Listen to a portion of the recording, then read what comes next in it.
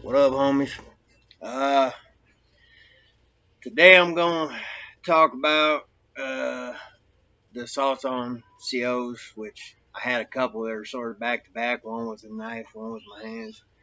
Um, and it's what led up to me catching extra time. So I'll start at the first one. I was in Iowa, ISP, Iowa State Penitentiary, and for the most part, the guards there are pretty cool because they still remember the fucking real bad riot back in the fucking 80s where inmates got killed. I think a guard or two got killed. Um, Shit, back then I think we was listed as like the third most dangerous fucking prison in the United States. So for all them motherfuckers think ain't shit popping in Iowa, which I ain't gonna lie, in a lot of the fucking camps is fucking soft. ISP's pretty fucking good though. Anamosa, they got some real motherfuckers there. Over the years, this started getting a lot more fucking gang related in that bitch. So like anymore, if you're in any of the fucking penitentiaries, you're getting recruited to ride with somebody. Period. Ain't nobody really riding with nobody no more unless they got a fucked up case or something like that, and then they're getting fucked up. Usually, they took off the yard. But anyway, I was at ISP and uh, I was about to get out, man. My dumbass lawyer, when I was first facing that case, uh, that strong arm robbery, had sent the drug court cat to come holler at me, which he couldn't do shit for me because it was 10 years with a 7-year mandatory. So he couldn't done nothing for me anyway. And that's basically what he told me. Is he's like, but when you get your 7-year mandatory done, and you have any trouble getting a parole, because technically they could still keep me. It's just the 7 years is when I'm eligible for parole. So at that 7-year mark, that's what I did. Is I wrote him, and he said he'd help me, get a parole.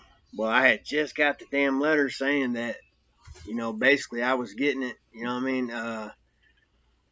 Not from him, but from the board and everything that they were considering. Basically, sounded like I was pretty much getting out, man. And well, one day I get up, and you got some guards in there that they're just there to collect the fucking check, and that's it. You know what I mean? They take it for what it is, just a job. They don't go above and beyond. But you got a handful of motherfuckers everywhere who absolutely go above and beyond. They're cocksuckers. They're known by everybody, hated by everybody, including their own fucking coworkers most of the time. So yeah, this guy named Ron. One day, in this particular joint, we're locked down. Most of the day we come out for like an hour yard or two. I can't remember. I think an hour, and then we go to the chow hall and eat in the chow hall and shit like that. And if you got a job, then you're sort of out. You know what I mean? But other than that, we try to get out when we can to hang out and shit. So we'd go sign up for different church groups and shit. So I went to church that day and I saw you. And on the way there, this cop, for whatever reason, he zooms in on me, starts running his mouth. I sort of ignore him. I go to the church. I come back. We got these boards that they post shit to. Anything that has to do with the prison, anything coming up, and it's on the way back to my cell. So it was around Christmas time, and they had like around Christmas time you can get special shit. You gotta have your people send you money or order it or whatever. And so I'm looking at this list. He comes up talking about, I could throw you in the hole for range running. I said, first of all, I ain't range running. I'm on the way back to my cell, sucker. And I said, but quit playing with me, dog, for real. And he just kept running his fucking mouth. I went down there. Uh, I go down to my cell. I come back out. When I come back out, this motherfucker has a minor fucking report for me for range running and shit. Which minor reports is just like you won't go the whole over it, but you lose fucking yard time and shit. We didn't have yard time as it is in this fucking place. You know what I mean? So yeah, needless to say, I'm a little pissed. This day's not starting good. I never skip fucking yard, man, but I go and eat lunch. And after lunch, I would have had yard. I tell my dude, I'm like, look, man, I'm about to start this day over. I'm going back to the house. I'm going to sleep, and fuck this. And I swear to God, my guy's like, He's like, look, when you get back, you're probably gonna see him in your cell, busting your shit and whatnot, or fucking with your shit, whatever, shaking you down. And I was like, I hope not. I said, if so, you might fuck around and hear that code button go off. Yeah, that fucking sucks that I see my own future so clearly, I guess, without even realizing it. But I go back to the damn unit. As soon as I started head down my stairs, I hear just hear shit breaking. So I creep down the stairs. I look in there. My cell's like, 2 cells over from the bottom of the stairs. And sure enough, this sumbitch is in there. I thought he was snapping my fucking CDs in half of shit. He was just breaking the cases. And but I didn't know that until later. I didn't end up knowing that until later. I thought he was busting my CDs. But I did something that's uncharacteristic of me. I go up to the fucking guard bubble just as one of them's coming out. And I'm like, look, man, go check your fucking dude. He's like, what are you talking about? I said, dude's down there fucking breaking my shit. And I said, you need to go fucking check him before I do. He tells me it ain't his problem. They don't like his ass either. You know what I mean? So I'm like, all right, bitch. I start heading down that motherfucking them stairs as he's coming up. And he had a handful of fucking my CDs in his hand for whatever fucking reason. Probably because he'd been busting the fucking case and it was contraband because it's not put together. You know what I mean? So I don't know what the fuck his excuse was. All I know is I took off on the motherfucker. And I hit him. He goes down on the rail. He's holding on to the rail, and I'm feeding his motherfucking ass.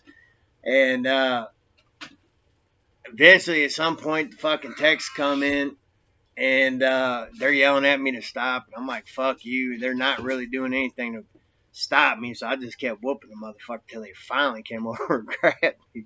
And, well, what's crazy is anytime I whoop motherfucker, I pretty much let them know why they're getting whooped. And so I remember saying shit to him like fucking, you ain't never gonna do this to nobody else again, you fucking bitch. You got the right one, blah, blah, blah. And as I'm whooping him, and I ain't hearing him or paying attention to him saying nothing. So it just doesn't register in my brain. But I guess he was screaming, I'm sorry, I won't do it again. He's replying to what the fuck I'm saying. But I don't remember that part of it. All I know is the next day I'm in the rec cages. People are hollering me from the yard. This little black dude who I sort of fucked with some of his people because they're from my hometown. He comes around and he starts yelling at you, oh, sorry, I won't do it again. I thought motherfuckers were trying to downplay my shit and make it, look or sound like I was saying some shit like that. So I'm like, bitch, I'll bust your motherfucking head, dog. I didn't say nothing like that. He comes back. He said, look, dog, I'm going to forgive you for calling me a bitch, homie. He said one time. He said, ain't nobody saying you was saying it, dummy. We saying the fucking cop was screaming that shit. I was like, oh, my bad, dog. I don't even remember that shit. And, so it was what it was. That was the first cop. So I got 4 years, 2 deuces, 2 aggravated misdemeanors added to my sentence. Now, I was facing a nickel and 2 aggravated misdemeanors. The nickel was a felony. They dropped that.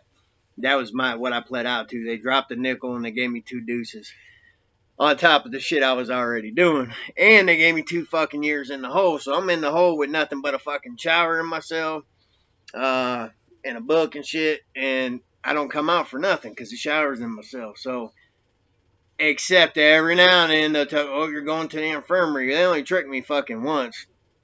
And I was like, fuck it, I'll get out of the cell. Well, they took me to a side room and beat my motherfucking ass. And then I ended up learning from a homeboy, man, how to get out of cuffs and shit with a fucking staple.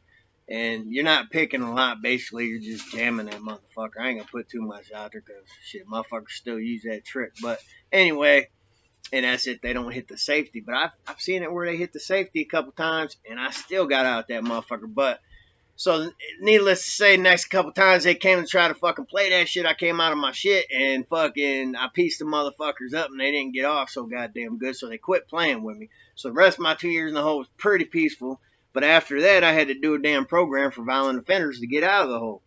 So I go to this fucking program. Program's full of fucking Mexicans and shit. And the thing is, you know, over there, all the white boys and the Mexicans ride together. And then, you know, the black guys and the Asians and shit like that, they do. But, and they basically, when they go, we got to go. When we go, they got to go type shit.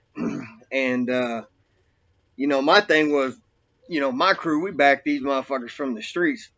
So we had cousins and shit that was in with them, man. And, you know, so that was my thing was either we got these motherfuckers or we don't. We're not doing this shit half-ass. You know what I mean? My main guy, he agreed with me. His main thing is he's the only motherfucker on the yard, so he's wanting to pop it off out there. He's outnumbered and shit. All the fucking kings have been getting picked off the yard, fucking one by one type shit. They're all off the yard, so it's just, I didn't want him getting fucked up, so I was like, look, I'm gonna lead by example and just wait for me to do what I do. Motherfucker sends me a fucking piece. Well, the thing is, in this program, you know, we come out and do classes every day, but we're shackled and we're chained the whole fucking time. And we sit at these tables and they do strip searches and all that. So, I hadn't put a handle on the motherfucker to make it longer yet. You know what I mean? It pretty much went across the palm of my hand, but it was a nice metal fucking piece. If I find my paperwork, I'll put some of that on here one of these days and show you. I got a picture of the knife in there.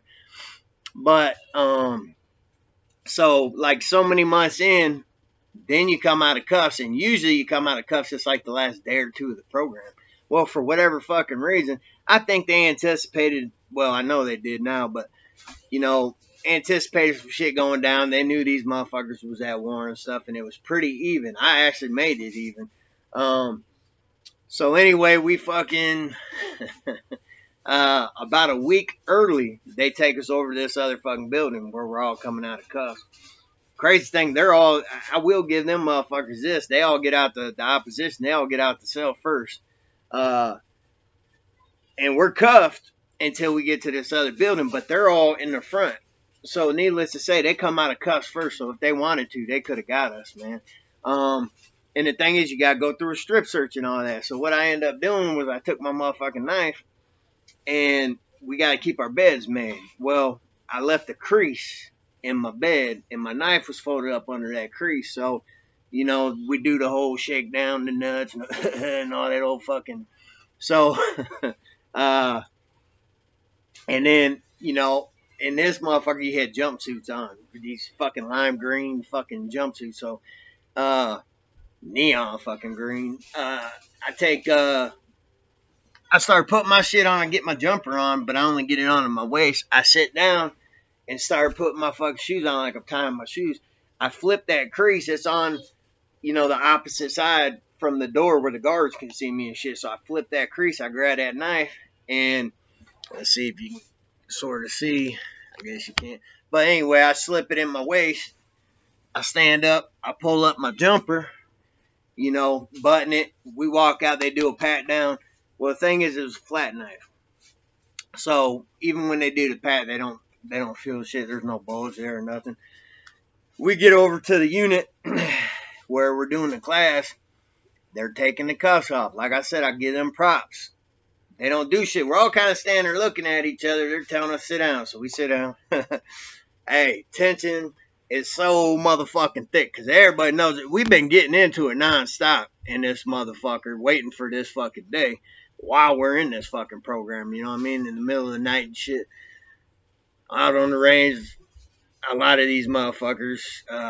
So a lot of the opposition was doing that shit, trying to dry us, and this is what the fuck they was doing, trying to get the guards involved. But, you know, it's nighttime most of the time, and it didn't get translated to the, you know, daytime, or there just wasn't shit they could do. We did the program like we were supposed to. So, anyway, we all sit down. They're teaching the fucking class as usual. I got one motherfucker sitting next to me, a dude named Primo, and I got my knife in my fucking lap. As soon as I sat down, you know, I go through the button.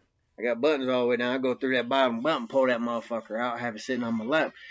So everybody's just sitting there waiting for somebody to make the first move. It's gonna happen. A dude who wasn't with anybody. He rode with the Pisces, and in there the Pisces, they ain't a gang. they're like just a bunch of farmer Mexicans and shit like that that like uh ain't clicked up with no motherfucking buddy. But when the wars go down, they basically jump sides. One minute they'll be riding with these motherfuckers, next minute they'll be riding with these motherfuckers. But this was a white dude, and he wasn't with nobody. He wasn't in this. He gets up, he goes, he blows his nose, throws the shit in the trash. Primo's tapping me on the leg like it's getting ready to go down. Well, no shit, dummy. I point in my fucking lap. He looks down and sees it. Well, what pisses me off too now, man, I handed out razor blades to these motherfuckers. I had homeboys on a different goddamn, cause in the hole you got downstairs and upstairs, but they come and they shower downstairs sometimes. And I had a dude that was really good at getting them fucking razors. And he gave me a handful of razors and I handed it out to everybody on my side. Them motherfuckers could not get that shit through the strip search, but I got my knife through there. Long story short, sure enough, after dude does it, another guy gets up, he does it. He goes over, blows his nose, throws the shit in the trash, takes off on this little tiny Mexican named Lucky, which this motherfucker lived up to his name. He gets up, they start ding, ding, ding, ding. You already got text, support team, the big old goon squad motherfuckers. I think you only had one in there initially, maybe two. I can't remember for sure. And then the fucking dude teaching the class. And I think he's like a fucking guard or something. But anyway, so they start fighting. Everybody gets up, starts fighting. Everybody knows who they're supposed to fight. We've been getting into it. We all pretty much done called each other out. I call this motherfucker big old black dude, swole as fuck. I called him out because all the dudes I'm fighting with are little tiny guys. He's a big dude. I'm the closest thing to him. He's known for having hands and shit. I can fight a little bit myself. Ain't the baddest motherfucker, but I get down, you know what I'm saying? And I won some, I lost some. But anyway, we get up. And what is funny is everybody's fighting dudes on the other side of the table. He can't get around because motherfuckers are fighting. He looks over at this dude Capone and is like, man, what's up? I can't get around. And Capone's like, go over the table. And I'm like, yeah, come on, bitch. I'll let you. So he climbs over the fucking table. I step back. And I guess his dumb ass thought I was just going to stand there and get kicked in the face. Fuck you, motherfucker. So he gets down. I don't have my handle on my fucking knife because we weren't supposed to fucking get it out of cuffs for another fucking week, man. But it's a good knife. It's still sharp. I just got to get close now. So I'm boxing with this motherfucker. And, man, no sooner than we start, I ain't got a fucking mark on me. This dude has not caught me once. I got his ass not flush yet, but I done caught him with a couple. The damn SIR team swoops in there. I find out later the reason he did this is because they figured something was going on, and I was one of their top priorities to get shut down first because I have a long history of fucking beating up cops and shit. And I don't like the motherfuckers, man. They fucking, not a guard, but a cop tried to fucking let my mom die when I was younger. And, fucking she was going through withdrawals on him fucking, or not withdrawals, but going through a seizure from fucking heroin. My dad stuck a brush in her mouth, blood's dripping down. He has me run down to the fucking police station. I'm 5 at the time, 4 or 5, somewhere around there. And this bitch keeps telling me she's getting help. It's a female cop. Now, I distinctly remember him saying on another occasion that she didn't like him. She knew him from, when they was kids or some shit like that. He done something, I don't know, fucking, probably fucked her and left or fucking something. But anyway, she tried to kill my fucking mom. We didn't have no phone or nothing. This is back in the fucking 80s. The ambulance and shit, they ended up showing up like 5 hours fucking later after the fact. But luckily she had already came through it, at that point. And then there's other occasions where they come in there looking for other motherfuckers and shit. And my dad had like biker friends and stuff that come over.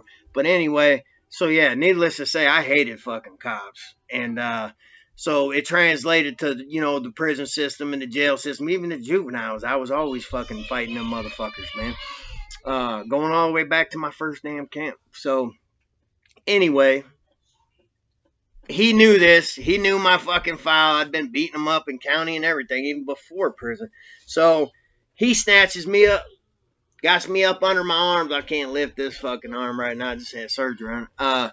But he gets me up under my fucking arms and is holding me. Dude's still free that I'm fighting. He comes down the middle, bink, bink, and swallows my fucking eyebrows up. And it looked like I had damn horns. Didn't split me, but it ended up looking like I had horns, man. I was pissed. But he gets me down on the floor. Another motherfucker gets dude down. This is the crazy thing. There's still people fighting everywhere. All the fucking cuffs are in the goddamn bag out in the fucking hallway. They done took everything off and left it out there. So, I guess they just thought we were going to lay there, which retard that I was fighting, he sort of did for a second. Me, and then they seen motherfuckers were still fighting, so they went after the next motherfuckers and left me laying there. I still got this fucking knife. So, and I'm watching, dude, he's watching other people fight. Thinks I'm out of it for some fucking reason. I creep back over there, and I went to put that motherfucker in the back of his neck. I was going to try to paralyze this motherfucker at the very least. And right when I went to get him, like he sensed it or heard it or seen it or something, but he moved up, and I ended up hitting him in the fucking back of the head. And then no sooner than that, I hear the goddamn tech, the SIR team motherfucker yell, Washington's in it, he's back in it. And so they start fucking, that same motherfucker that just let dude get off on me, he starts coming at me again. So as soon as this motherfucker comes at me, I'm pissed. So I swing this knife, and I tried to hook it at his fucking neck. And had I caught him, I probably would have killed that motherfucker. But he got lucky, so did I, honestly. Or I might not be here talking to y'all today. He throws his hand up.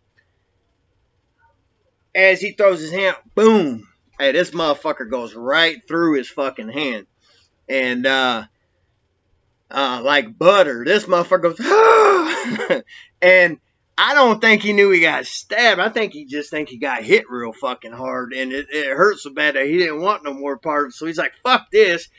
And he started grabbing the dude that, I was just fucking trying to paralyze. And, left me alone, but as soon as he done that, I got tackled from the other side, this fucking cop named Shane.